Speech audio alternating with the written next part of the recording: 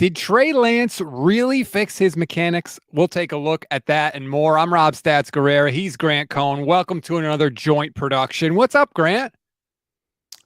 Not much, Rob. Just having a great much. morning here in Oakland, California, drinking my coffee. Had a long day yesterday, but today is a streaming marathon. We have to talk about practice. Yes. It's a very important practice. A lot happened. It's a huge stuff going. Don't say not much is going on. There's a ton of stuff going on. The 49ers are on the practice field.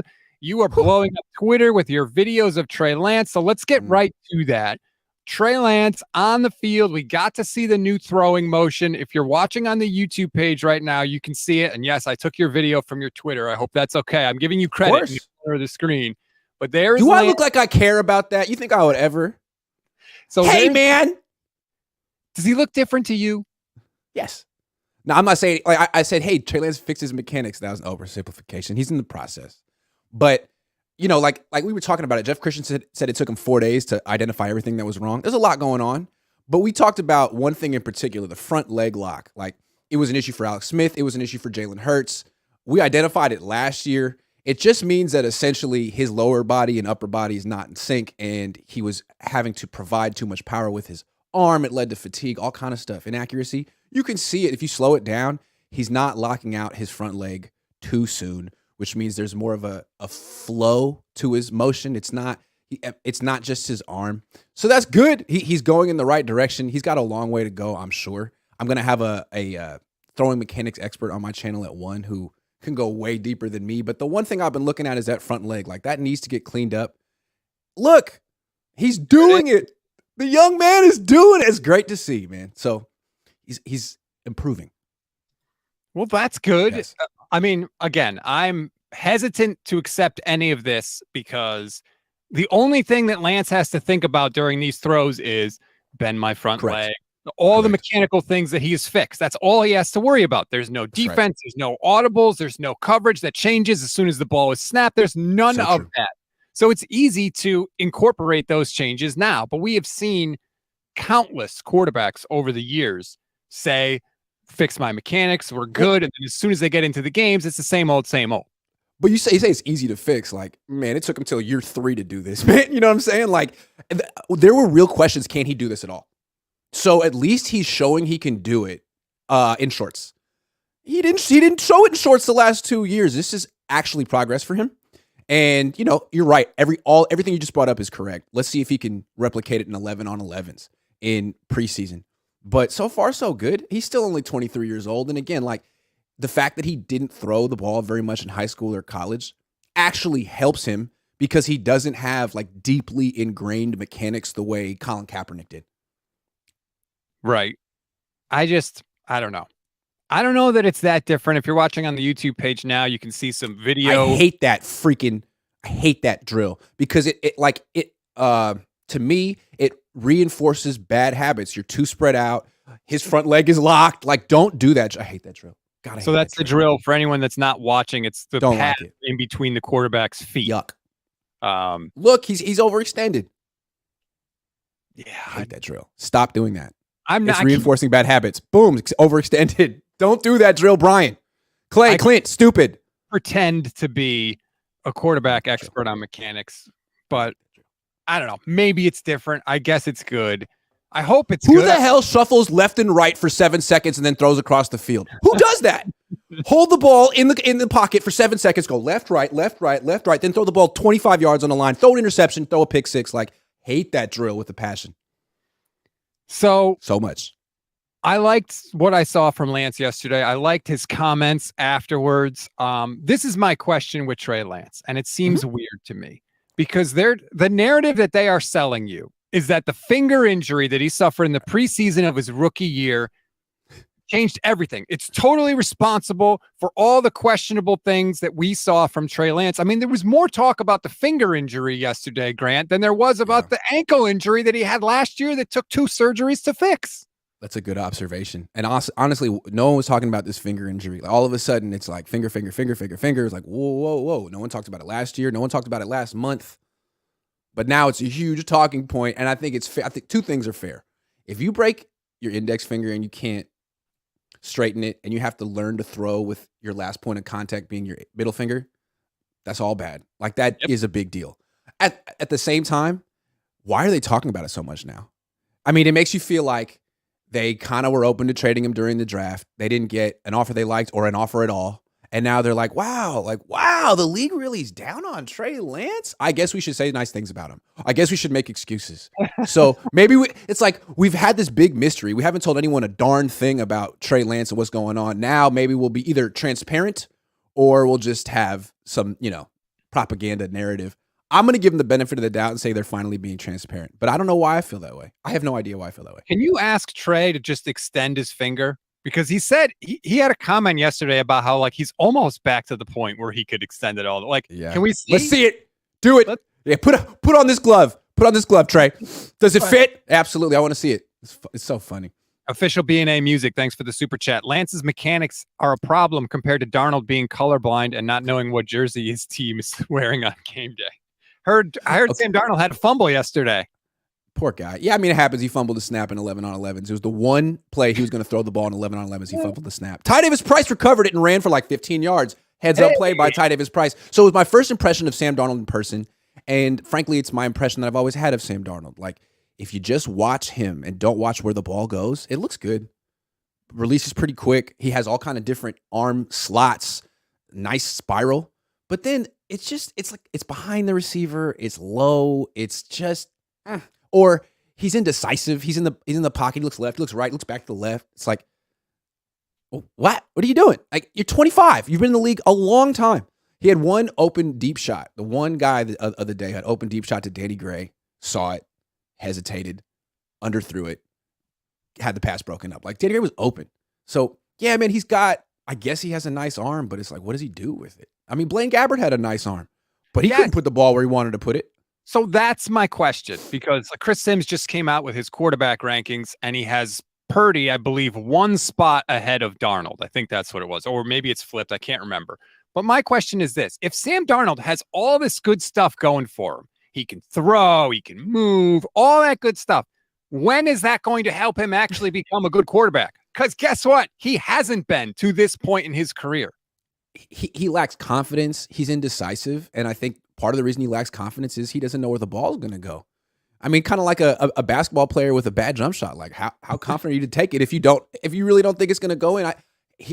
And that's the thing. Like, the Niners, I really still don't think they know what they're doing at quarterback. They lucked into Brock Purdy, and their lesson from it was Sam Darnold's just as good. Like, no, there are big differences between Brock Purdy and Sam Darnold. Like, say what you want about Brock's physical skill set, but he is an extremely confident athlete. He's a real leader. Like, he's off the charts in that stuff. Like, Darnold isn't at all.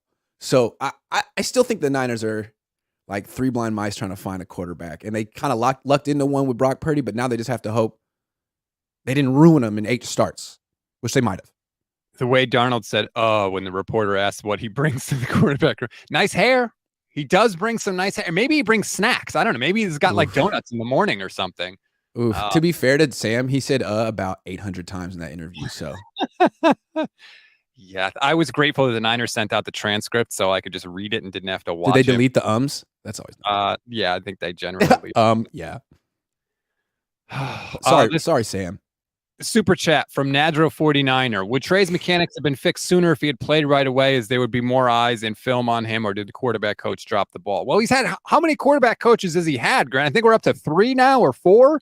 Did those other guys just suck that they couldn't see what Jeff Christensen saw? Like, there's so many questions with this. Did they suck? No, but I guess, different students need different teachers, and I just don't understand why it took the Niners until year 3 to find the right one. And I don't even know that the Niners, I kind of get the feeling that Mahomes or someone was like, hey, Trey, why don't you come work out with me? Like, I feel like this was independent. I'd like to know.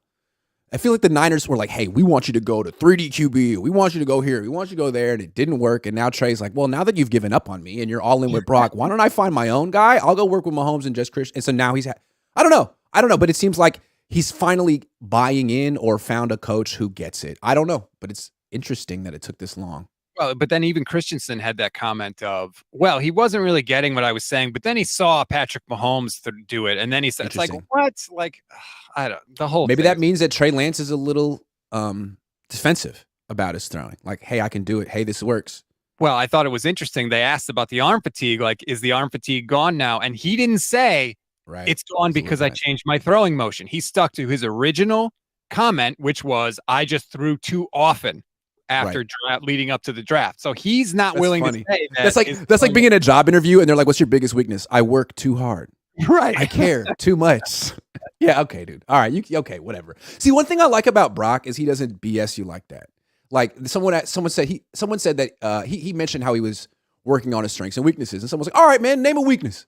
And he's like, okay, I'll do it right now. And he was like, I was feeling myself a little bit last year after a couple starts. I started doing too much. I was like, damn, like no one gives answers like that. Like, let's go. Bro. I like Brock so much for stuff like that. And it's like, quarterbacks, you're allowed to be honest. You really are. People like you for it. I thought it was awesome. And literally, Vish and I said the exact same thing on Monday, that he was more strict with himself when he first got in, and the more comfortable he got, the worse he kind of was at staying within the structure of the offense. It's a natural tendency for a young quarterback, right? Hey, I could be special. I'm 23. I'm going to be the next Joe Montana. Why would you not shoot for the stars? As opposed to, I'm going to be the best damn game manager there is out there. Like, of course, I get it. But at the same time, you got to be a game manager on this team, buddy. Like, they don't want you to do too much. You don't have to be a hero like you were at Iowa State. When he throws touchdowns, like he threw that touchdown to Kittle against the Raiders, and Kyle was saying how he missed Jennings on an out route on the other side of the field. Like, they do not want you to do that because they think that will not be sustainable long term. I think that's what their ultimate message is. But we'll see if Brock, you got to find the balance. They've kind of built, I keep going back to like the late 90s Tampa Bay Buccaneers. Like the GM of the team is John Lynch. That's how he won a Super Bowl. They won with a very specific formula, best defense in the league. Brad Johnson at quarterback. They're looking for their Brad Johnson. And Jimmy wasn't that. Like, he wasn't even that good. And my question is, like, can you really ask a 23-year-old to do stuff like that? Like, Brad Johnson just came in, was 35, knew his role, wasn't special, just go be a game manager. Like, it's hard to ask a 23-year-old to do that. Like, you don't have the experience. Brock is different because he has all this college experience, but it's not the same. He got hurt. You don't even know if he can make it through a 21 game schedule. You don't know that. Right. He might be Nick Foles, give you a couple months. There's something about Brock I want to get to a little later, but I want to answer this question first. There's something about Brock. Mue, I don't know how you say that. I apologize if I said it wrong. It's a tough one. Sorry. Now they're talking up Trey to trade him. Talk is too simplistic. I think the 49ers genuinely don't know what will shake out at quarterback, including with Brock. Do you think they are talking up Trey Lance to trade him? I mean, it doesn't hurt to talk him up. If he has no trade value and you might want to trade him down the line, then yeah, it would behoove you. But I really think Kyle is trying to be transparent here, and I don't think he cares who the quarterback is. I really don't think he cares. It could be any of the three. Just you guys figure it out. Someone please assert yourself. Locker room, get on board. Like he just needs a guy. And he needs everyone behind him, but that's easier said than done. How are you going to do that, Kyle? What if I was talking about this with Vish last night on my show. What if this quarterback competition doesn't actually produce a clear-cut winner? What do you do then?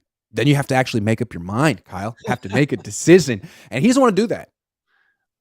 I think his mind is made up. It's Brock. I really do. I think it's Brock. Yeah. Okay. But what if it's not that simple, right? Like what if Brock isn't ready? What do you do? So this is the question. And I thought this was fascinating. Here's Kyle Shanahan explaining when he was asked, when is Brock going to be back and is it a moving target? Here's what Kyle said. It's not really a moving target. It's that only God knows. And it's all estimates. So it depends what quote people have got from me. But, I mean, we're hoping for week 1. And I feel pretty optimistic about that. That's what we're hoping for. He'll be ready to play in week 1. And usually that doesn't mean that's the day he comes back. Usually you got to come before that to make that goal. And that's kind of the goal we're hoping for. And don't have any reason to think differently. So that's Kyle saying we hope he's ready to go week 1. We have no reason to doubt it. And really optimistic. Right. Because in order to he'll be back before then throwing. Exactly. Guy. Gotta be very specific. Here's Brock when asked if he'll be back in week 1. I feel good. Arm is feeling good. So to say I'm going to be ready by this time or this time, I just, we're not trying to label any kind of timeline like that. For sure, though, like that's a goal, right? You want to be ready for, the season. And if that's the case, great. But like I said, we're just taking it one day at a time and don't want to say anything that we regret down the road or whatever. like Kyle did when he was like, very optimistic, probably going to be there. Very interesting, man. This kid's poised beyond his years, dude. That did not sound like a 23-year-old. That sounded like a grown-up pushing back against another grown-up. I love Brock Purdy so much. Love this guy. Is the interesting thing. He was asked by Yahoo earlier in the offseason if he has a sense that he'll be back at all this year, and he said, honestly, I don't know. Then yesterday, his head coach is up there saying, we think it's going to be week 1, and Brock again has the opportunity to say week 1, and he says, I'm not saying anything, which is really weird. Because, the Niners are doing some weaselly stuff. They're over there whispering that Sam Darnold's just as good as him. What is that telling him? If I'm Brock Purdy, I'm thinking, okay, so I'm going through this surgery. You're talking up Sam Darnold as being like me. Okay, go ahead, man. You think I'm replaceable? You think I'm not that special? You think, okay, go ahead. Let's see how it goes with Sam Darnold. It's kind of the position Jimmy Garoppolo was in the last couple of years. Like, oh, okay, you don't need me anymore. Go ahead, show it. I want to see it. I want to see. This guy's better than me. I don't know. I feel like the Niners are kind of downplaying Brock. Maybe I'm downplaying him too. But like, hey, if it's him against Darnold, I'm taking Brock all freaking day. Yeah. So I don't know. I feel like the Niners are trying to play with him. Like, hey, man, you better come back week 1. You better come back week 1 because we just might start Sam Darnold week 1. And if he plays well, no one will remember you, man. He'll be the next guy. No? The least secure spot in the world is 49ers starting quarterback, whether it's Kyle Shanahan or the fact that they've only had one healthy quarterback season since 2014. Think about that. Double B Studio watching on YouTube says, when Kyle says, depends what quote people got from me, that's for you, Grant. LOL. Well done, sir. He thinks about you a lot.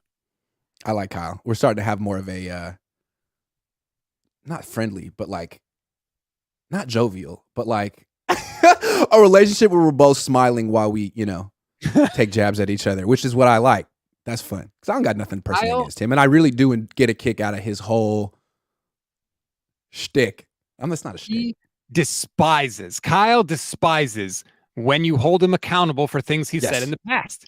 True. Because he thinks these media sessions are just like, he hates them. He just wants to get through them. So I think he says whatever he says, and his expectation is like, don't remember. That was that other media session. Don't hold me accountable for anything I've said.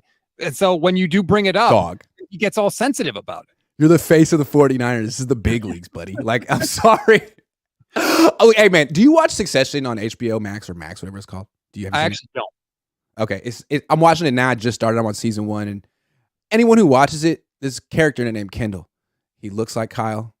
He kind of acts like Kyle. Now, he's also a drug addict. Kyle's not a drug addict, but man, and whenever I'm watching that show, I'm like, whoa, anyone feel me on that one? Kendall-Kyle comparison? Anyway, you should watch that show just for that. Yeah, I started it, and I couldn't really get into it, and I stopped. Slow. A while ago. Slow. So, but then it picks up. Carlos says, Brock, be smart and don't rush back. Lance QB1. That's the other part of this. If Brock really feels like his career is at risk, he can't be worried about coming back week 1. He's got to come back when he feels like he's physically ready. I mean, it just kind of feels like the Tua situation in Miami, man. Same coaching staff. And they're like, you're good. Come back. It's like, whoa, man. Like, I just had a career-threatening injury. Like, I know it's not my head, but it is my throwing arm. Can you chill for a second? Like, I just had an unprecedented run. Tua did the same thing, right? He won like 8 games in a row, put up, just outrageous numbers, had a serious injury. The Dolphins were like, no, he's good. Put a little dirt on it, just rub a little dirt on it, get back out there. Like, maybe you want to be careful with your players and show that you're actually a player-friendly team. Very weird situation. And maybe they're all on the same page. I don't know that they're not. They could all be on. Maybe they told Brock, don't make any proclamations about when you'll be back, which would be weird because Kyle immediately made a proclamation about when he'll be back. But I don't know. It just seems like I noticed a difference in those answers. And I know people think that I'm being a conspiracy theorist or whatever. I didn't make them say what they said. I'm just pointing out what they said. Brock's been pumping the brakes in public interviews for about a month now. Anytime someone asks, like, so what's going to happen? You can play this year? He's like, well, I mean, I'd love to. I would just freaking love to, but I just taking it one day at a time. I don't know. Again, if he hadn't played that well last year and he had more to prove, I would understand, like, really pushing to come back. But again, he had the best rookie stretch ever. One of the best rookie stretches ever for a quarterback.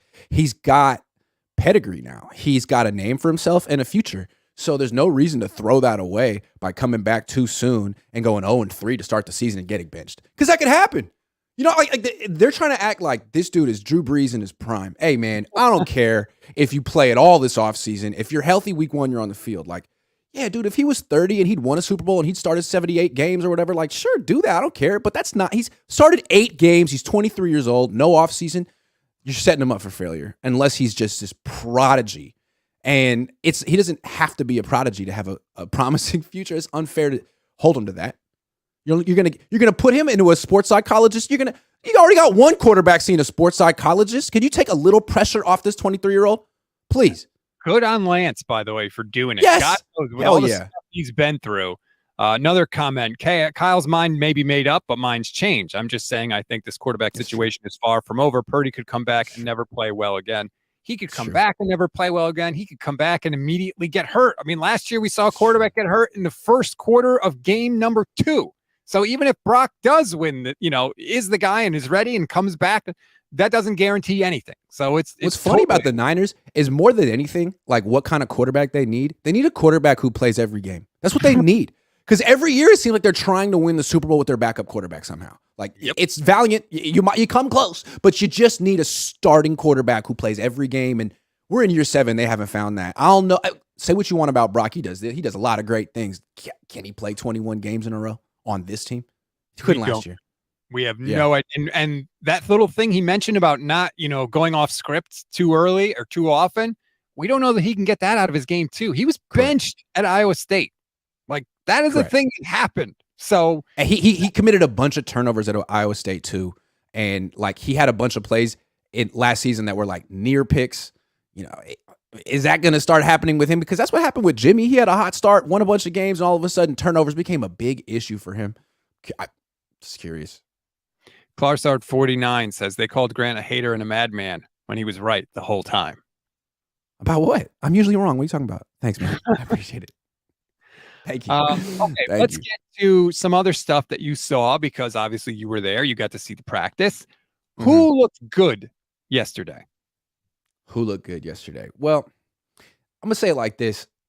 The trench guys didn't do really any competition. There were like 4 or 5 reps of 11 on 11s. They weren't wearing helmets during it. Like the whole thing, no pads. They didn't want to have real contact. And then there was mostly a 7-on-7 practice. So when I say that Drake Jackson looks like a whole different person than he does, I haven't seen him go through like a one-on-one, any type of like physical competition yet. But you can see him standing there like he looks jacked. Last year he looked, I'm not saying soft, but just he looked like a college player. Like he was wearing a t-shirt under his jersey, just looked a little.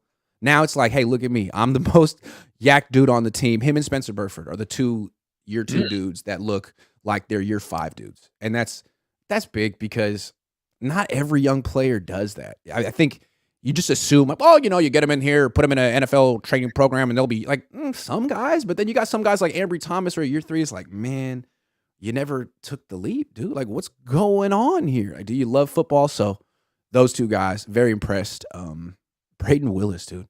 This rookie guy is such a natural receiver. Like, Ross Dwelly better really have his A game because this guy made like a one-handed, left-handed catch over the middle. Like, Brayden Willis. Also, Cam Latu, he better show something in these preseason games because he's never going to impress like Willis in these practices. Willis is like a sleek, route-running, finesse like guy with head fakes and stuff and hands. Like, hella good. Also, Ronnie Bell. Like, he's not physically impressive. It's just he caught 6 passes. It's like, damn, he caught another one. Like, he's just good. He's good. I don't know how good of an athlete he is, but he's a good football player. Those guys stand out. Brandon Allen. So here's the thing. The reason why I'm a little like underwhelmed by Darnold, like he was 11 to 15, ball placement a little spotty, but like he played with the second team against the second team. This guy started like 60 starts. And again, it's like a little indecisive, don't know where you want to go. Then you see Brandon Allen come in with the 3rd string, and it's just like, he looked like Ryan Fitzpatrick, you know what I mean? Just like really decisive, pushing the ball down the field. Like, well, yeah, he's playing against 3rd stringers. This is a 30-year-old vet who's played a little bit in the NFL. Like, that's what it should like. That's just what it should look like. And with Darnold, I feel like it looks the same no matter who he's going to, because he's fighting himself. He's fighting the ghosts. It's like 11 defenders and 8 ghosts out there. It's tough. I'm sorry, Sam. Got to go against 19 people. Well, that's hard. The comment from Greg Papa on KMBR the other day was so absurd. Yeah. He said, whoa, If they could just coach the ghosts out of him, and if they could just coach the turnovers out of him, and if he could just stay healthy, Easy. he could be the next Easy. Brock Purdy. It's like, There well, you go. great. If he was a totally different quarterback, he might be good. But guess what? He's not. Yeah. That's why I would have rather signed someone that didn't see ghosts or just draft someone. Like this Right. guy, Sam has a lot of failure attached to him. Like, Mhm. let's be real clear. He failed on the Jets and he failed in Carolina. He's on his third team. Trey hasn't failed yet. Trey got redshirted. Trey got injured. He hasn't failed yet.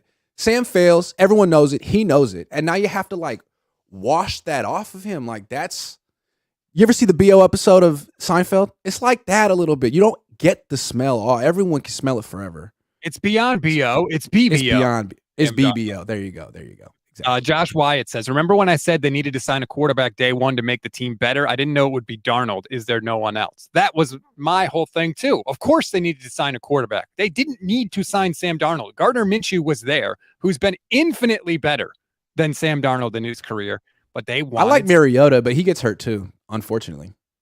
Mariota was legitimately better than Darnold. Mariota beat the Niners last year. The Niners are like, not impressed. Let's take that. Let's take Baker Mayfield's backup. Thank you. There were 8 defensive starters missing in that game. Sure. Sam Darnold still wouldn't have won that game. I don't care. I saw him against freaking Ambry Thomas yesterday, and like, no. Darrell Luter Jr., and he was like, Ethan M says, how much should Trey Lance play in the preseason? As much as humanly possible. Hold on, though. The whole preseason. Hold on, though. He broke his finger in preseason. You don't want him playing behind like Nick Zakelj and like the third string offensive lineman. So it's a little, yes, you want him playing, but you also want him playing behind. If he's playing, I want the offensive line playing too. Like, don't just put him out there with no protection to be like, you need these reps, but Jake Brendel doesn't. Like, hey, Burford, Brendel. I know Trent Williams is going to play, but everyone else needs to play. I'm protecting my quarterback in preseason. Don't let Trey Lance get hurt in the preseason a second time. Please. JM617 says, bro, going wild off an OTA. Yeah, I am, because I've been desperate to see this team on the field for months, okay? But going back to Trey in the preseason, I thought it was a great question from Jennifer Lee Chan, who asked him, like, are you 100% healthy? And Trey said yes. No ankle issues, no finger issues, no nothing. So there's no excuses left for him. Like, I don't want to hear about any of the other stuff. He's got to go out and produce, and it starts in the preseason, and I think he should play as much as possible. He needs the reps. Brandon Allen doesn't need the reps. Sam Darnold doesn't need the reps. Sam Darnold's been in the league for years. Trey needs the reps. I thought it was really interesting, too, the play calls Kyle called for Trey yesterday. It was, I mean, like the same thing over and over again. It was 7-on-7, shotgun, get the ball, 3-step drop, throw to the flat. Right, left, like quick throws to the flat. And you're like, okay, those are really easy. Like those are layups. Like, not for Trey all the time. Like, honestly, those are the toughest throws for Trey. And he's got this new throwing mechanics. He's not throwing as hard as he used to anymore. Like, he used to throw really hard. Now he's like trying to take a little off like Mahomes does. Mahomes doesn't throw hard all the time. And it was like a little bit of test. All right, man, let's see you hit. I'll call like 15 quick throws for you. Let's see what you do. And he was money. I mean, that's a good step for him.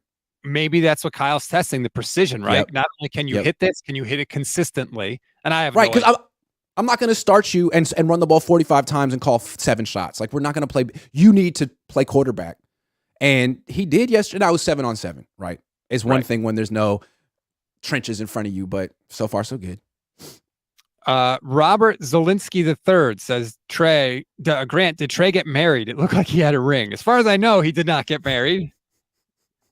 That's a big no from Grant. I don't think so. Sorry about that. No. And then let's get to this. I think this is interesting. Glass half full guy says, is there a reason why everyone isn't at OTAs? Is it just because it's voluntary? So I think there were 5 or 6 players that weren't at the OTAs. Trent Williams was one. Nick Bosa was one. An interesting name on the list, Grant. Deebo Samuel, nowhere to be found. Your reaction? Also, Javon Hargrave. Deebo is interesting.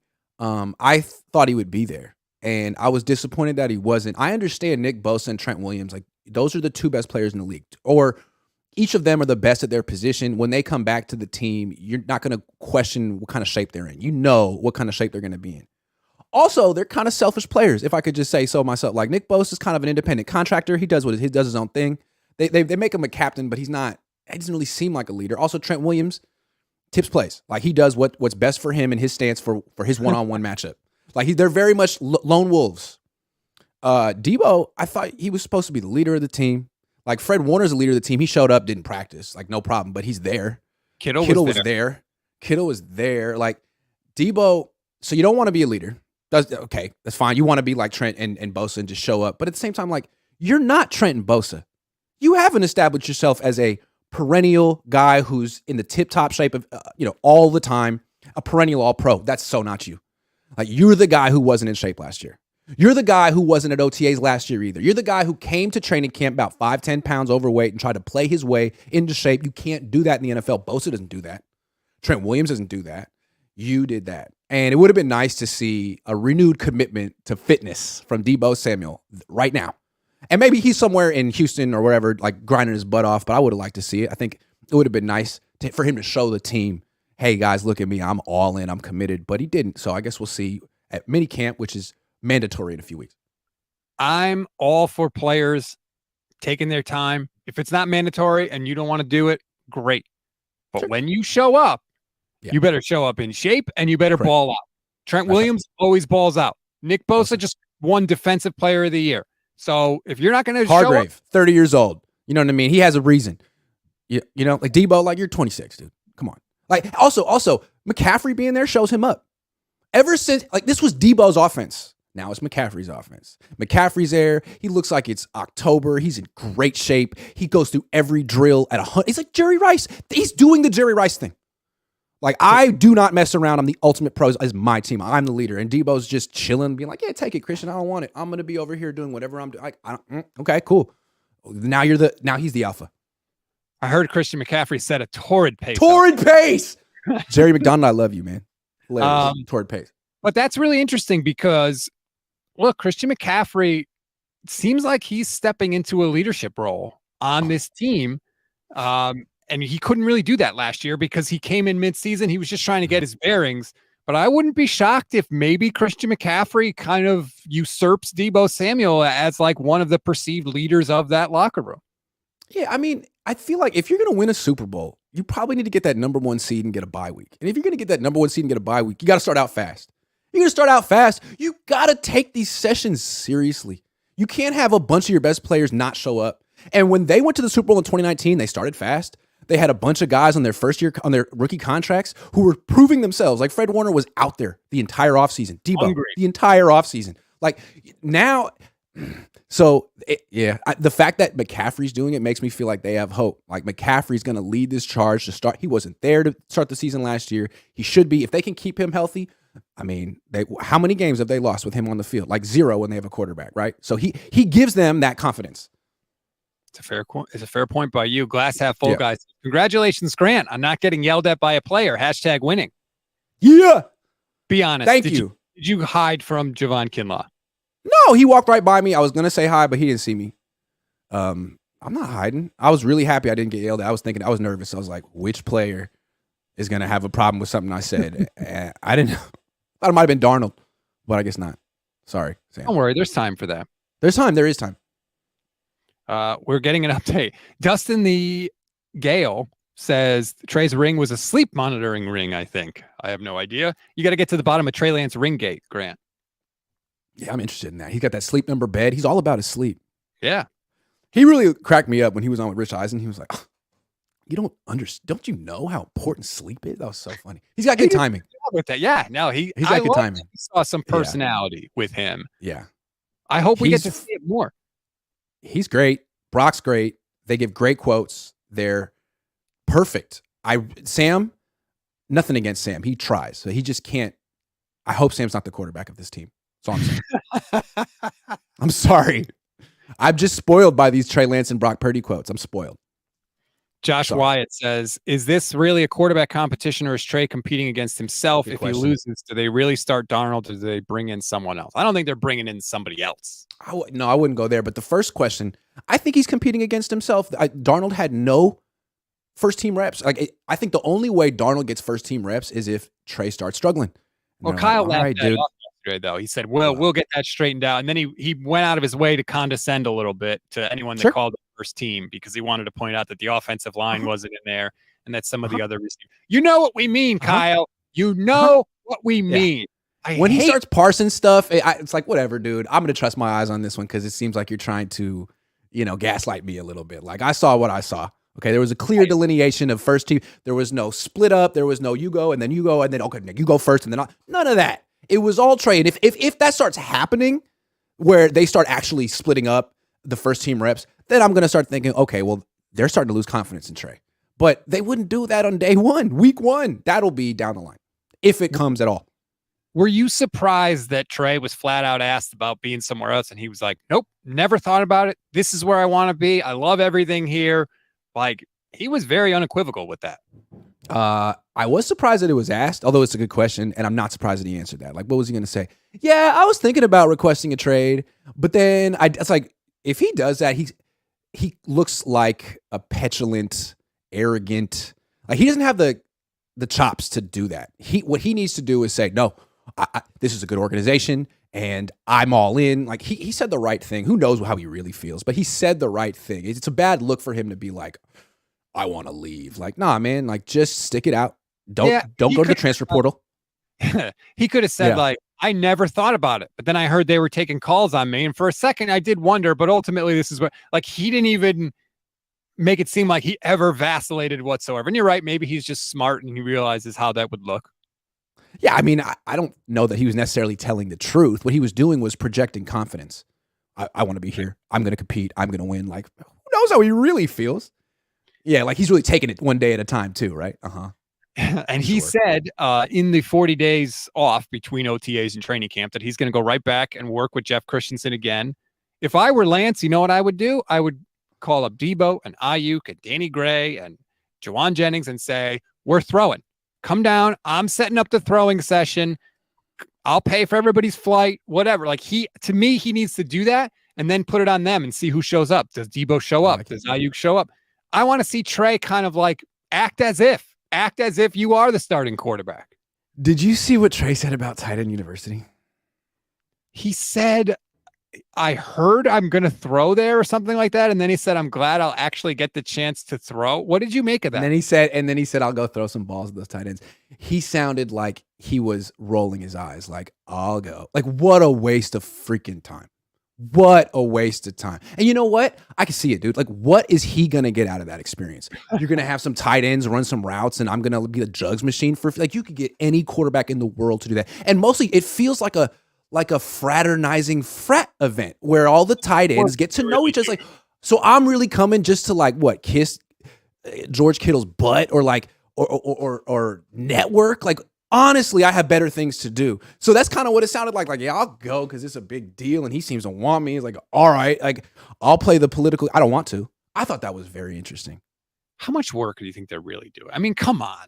You think, like, maybe they're doing some, but 90% of their time is not. It's beer pong. I'm sorry. It feels like it's probably beer pong. I don't know. Maybe with a little flip cup, just to change it up every once in a while. Right. It feels very much like a college atmosphere. Yes. Like, let's go on the field for like an hour, take some pictures, call it a charity event, and then play beer pong. Like, I was in a fraternity. I remember how you did that. It was all supposed to be philanthropy, right? Like, yeah, it was philanthropy. And like, drinking for philanthropy. It's their off time. They can do what they want. But I think that especially with Kittle, like, people like him. And so they don't question stuff as much. It's just like, oh yeah, it's great. They're grinding all the time at tight end. Yeah. No. Raising awareness for tight ends. Like, yeah, that's a marginalized group in society. Tight ends. Rafa Calderon says it's a rite of passage for the Cabo clique. That trip already happened, right? That was March. Is it hazing? I mean, like, are you bringing Trey there to be one of the guys or to be a pledge? Like, hey, Trey, throw these balls. Hey, Trey, go get the balls. Hey, Trey, we're hungry, man. Right. In what capacity are you there? I want to know. Did Brock get an invite? Did Sam get an invite? Like, why did Trey get an invite? That's the other thing I want to know. Great question. That almost feels like that was set up by someone pulling the strings. Hey, George, you're going to invite Trey. Hey, Trey, you're going to go.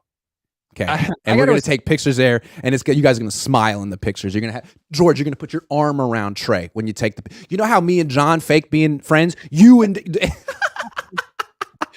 You have to go if you're Trey, though, right? You can't say no. Nope. He said no the last 2 years didn't work. You're desperate to sort of get in to that locker room, and like he said no last year, and George just magically didn't play the first 2 games. Didn't say, I'm just saying. Maybe if you go, George will just happen to be healthy the first 2 games. He'll did he say no, or did he go and not? It just didn't happen. It just didn't happen. It just fell apart. Whatever. Interesting. Was it you that somebody asked Sam Darnold, I think, like, hey, did George Kittle like help you? Or not Kittle, McCaffrey. Did McCaffrey help you like get in with the locker room? Was that you? Did you ask that? That wasn't me. That's a devilish question though. What did he say? I forget. Oh, he said nothing. So many times. He said nothing. Sam Darnold is so used to tougher media questions and the media market of New York that he knows how to speak without answering a question. He'll never answer a question in San Francisco. Yeah, he's on guard when we're like not really probing. Yep. We're like, so how you like being on the Niners? He was like, oh, I'm just taking it one day at a time. It's like, okay, you don't have to say that. We know you're taking it one day at a time. Who didn't look great at OTAs yesterday? Who didn't look great at OTAs yesterday? Poor Ambry. He's not going to make it. He's the same guy. I don't know what's going on with him, man. I mean, so Travarius Ward didn't practice. He showed up, didn't practice, team leader. So Lenore starts on one side, and the opposite side, you're thinking, Ambry's going to start, right? Sam Womack. So that's another defensive coordinator who doesn't seem to, be that impressed with Ambry Thomas. I don't know what happened to this guy, but he has no muscle definition, and he lost all aggression. He just hangs back, watches guys catch passes. I don't want to go too hard on Ambry Thomas, but I don't think he's going to make the team. You got to show some urgency, Ambry. Like, you're hanging out with a thread. Why do you think they drafted Darrell Luter Jr.? Like, he has your exact physical measurements. Like, they replaced you. So that's no good. Talanoa wasn't practicing. Who didn't look good? It's a tough one, man. Like, did you say? I thought I saw in your story D Winters maybe did not. No, I didn't say anything about D. I thought him at the rookie mini camp, and I just didn't think he was going to be contributing right away. Who didn't look good?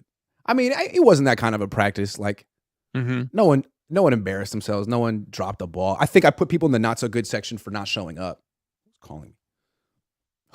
Who looked bad at OTAs? Let me go back and look. I can't think of it. I don't want to be too hard. Javon Kinlaw. Just kidding.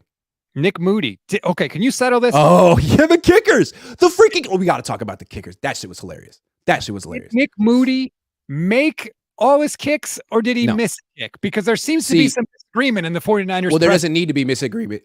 Poor spreadsheet didn't realize that the Niners actually pay for officials to show up to practice. So you don't have to look at the ball. Just look at the 2 officials on the ground beneath the goalposts, and they'll tell you whether it's in or not. And each kicker had 4 kicks. Both of them missed from the left hash at 48 yards out. To be fair, it was the wind was coming in their face. I just said that. The wind was blowing in their faces, and it was a tough kick. But at the same time, like, Robbie Gould was somewhere like laughing maniacally, like, ha, ha, ha, ha, ha. Good luck, guys. Have your kicker competition. Nadra 49er says, love your 49er coverage. Grant is next at minicamp. Because there's no more OTAs that are open to the media, correct? Oh, no. There will be, I believe, this week. No, but next week there'll be like another week of OTAs. There should be another day open to the media. There will be another day. Okay. Yeah, absolutely. There's usually a couple OTA sessions, and then minicamp is like in 3 weeks. Okay. I see. I know they had practice. Right now, my schedule says Tuesday and Wednesday next week for OTAs. I don't know if that's still accurate. Oh, I don't know. But yeah, I'm sure it'll only be one day. Good. I loved it. They were on the field yesterday. They were dudes throwing and catching. We had press conferences with actual stuff to talk about. It was like, yes, please give me more of this. You should have seen how many journalists were at this practice. And usually, I think the Warriors are still alive. So a lot of these Bay Area people are like at the playoffs, but they're done.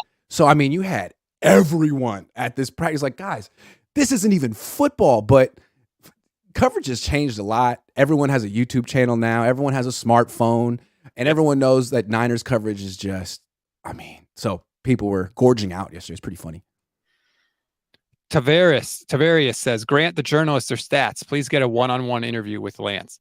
The odds of that happening at this particular moment are 0. Okay. He gave one to Rich Eisen. It was very premeditated and for a reason. But I think his whole thing right now is, I don't want to be in the spotlight. I don't want to talk. I want to just compete in the background and find a way to bridge the gap between me and Brock. Like, that's what he wants to do. If he starts doing interviews, it's probably going to make him look bad in the organization. Like, who are you? You're the backup quarterback. That's what I'm thinking. If I'm him, am I really like, what has the organization done for me that I should reward them by not, like, point. If I'm him, I don't But care. I just feel like last year he talked more and he was posting on social media a lot. This year, not posting on social media, not talk. It's just, he's given the whole, like, I'm old now. I'm serious. I understand what's at stake. I'm not messing around.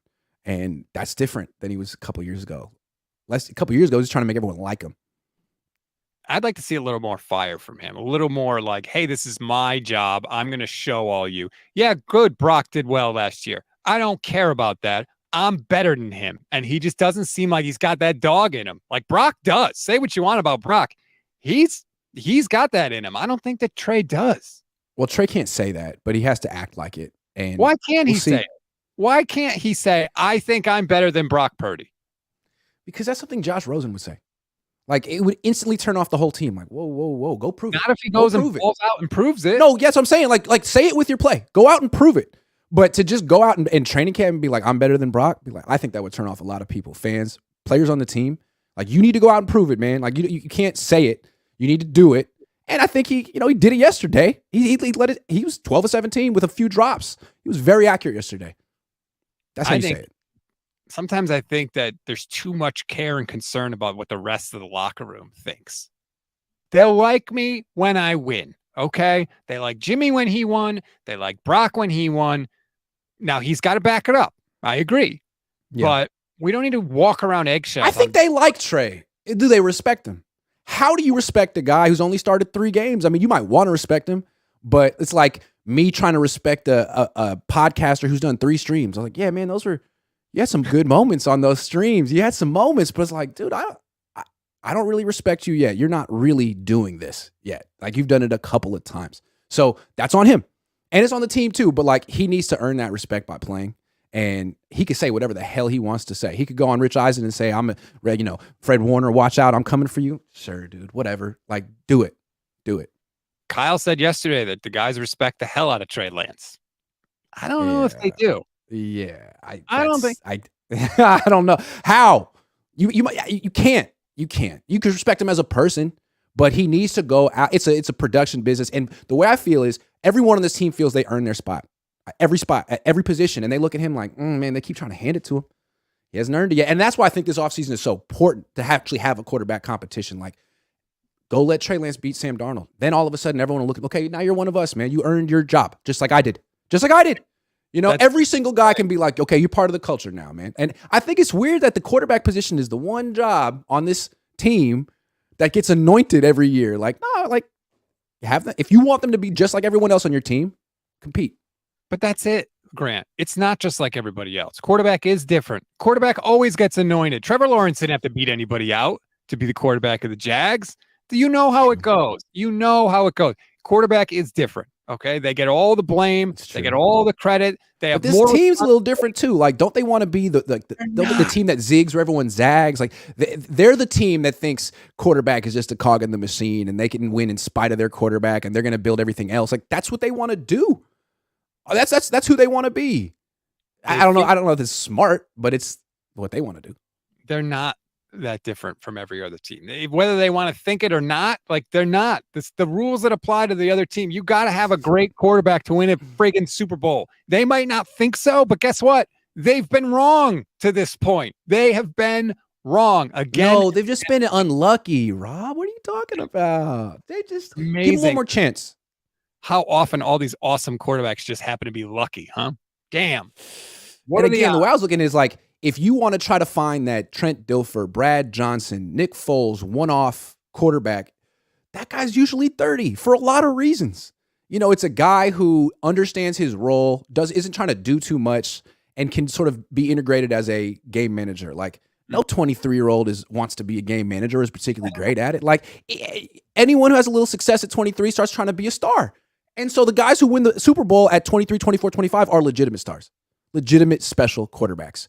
Do you have that guy? Or are you just looking for the next Brad Johnson? If so, that guy's probably 33 somewhere else. Ray Martinez Jr. says, Grant is the voice of reason. What's going on right now? I don't know, man.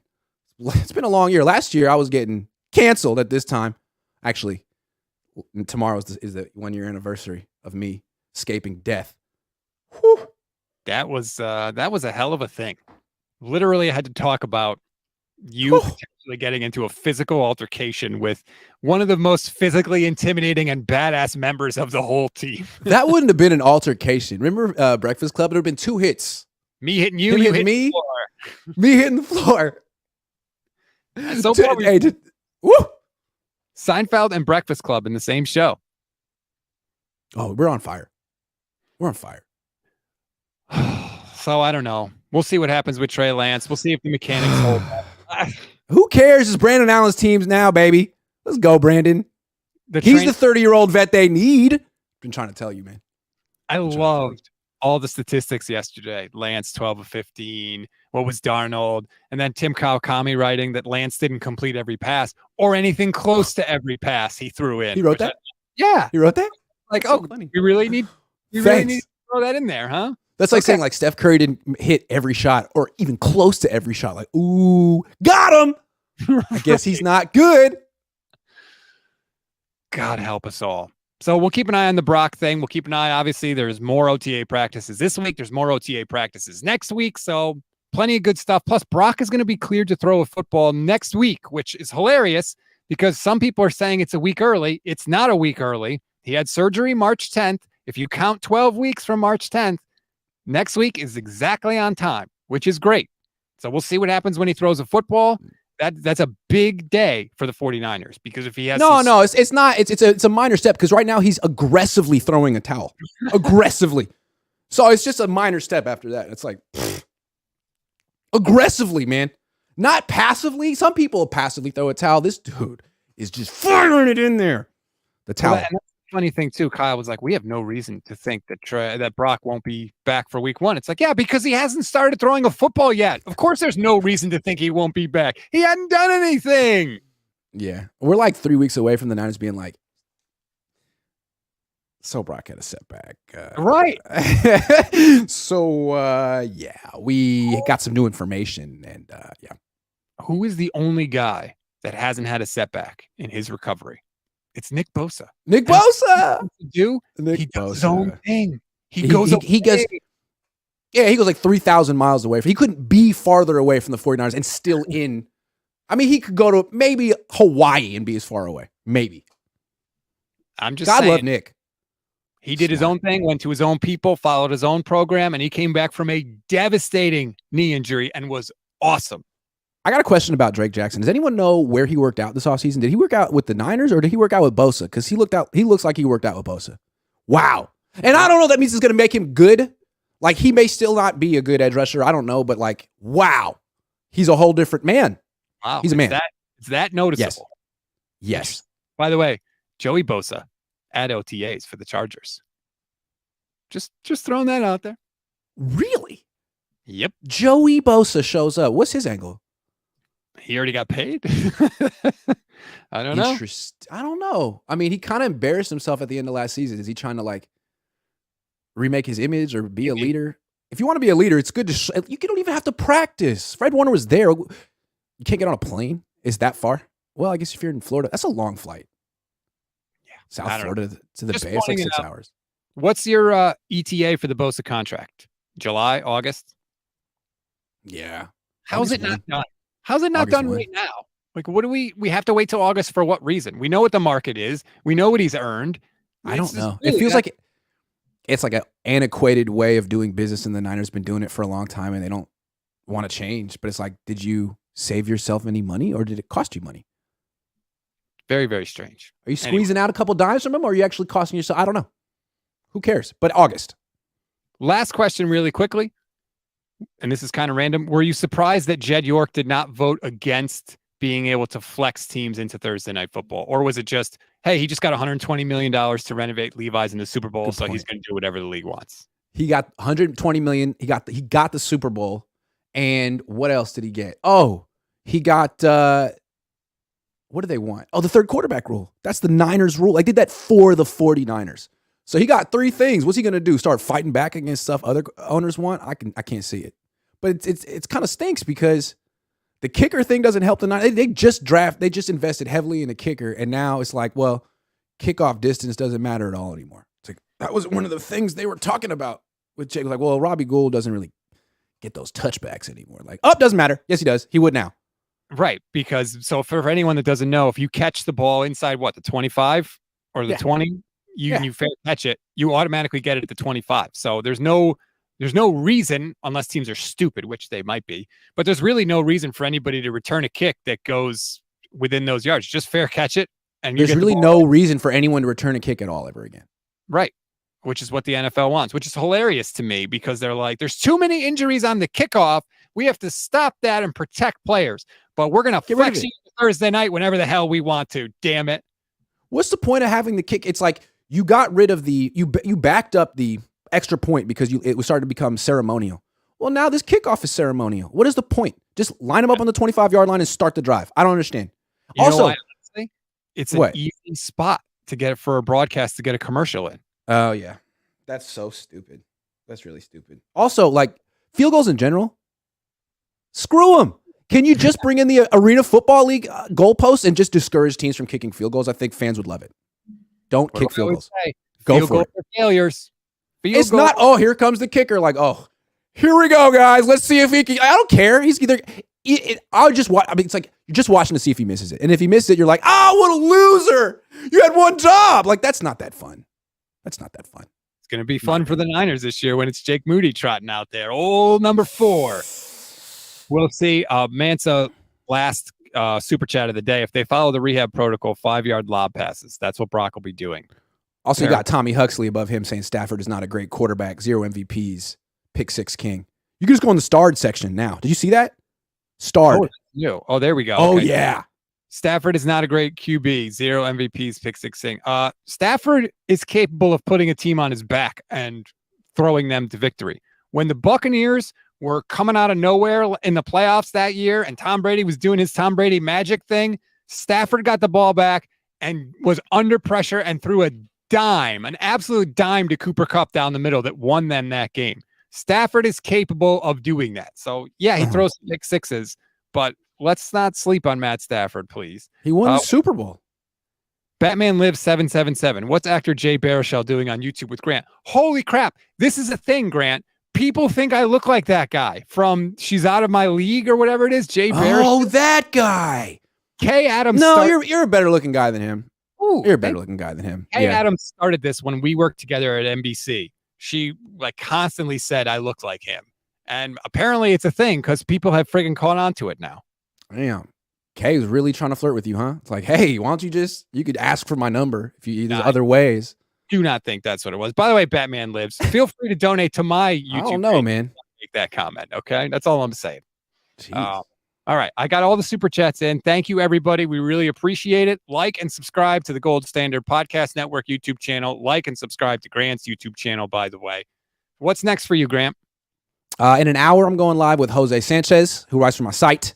And at 1 o'clock Pacific, I'm going live with Austin Carter Samuels, who was the quarterback at Vanderbilt once upon a time. He's younger than me. And now he's like a throwing guru and quarterback passing instructor. So he's going to give us his take on Trey Lance's mechanics, which is going to be much more sophisticated than whatever the hell we've deciphered. And then tonight, Niners After Dark, I'm just going to be in my room talking all freaking day because a practice happened yesterday. And the world will never be the same. Nope. It will never be the same. Thanks, everybody. Have a good rest of your day.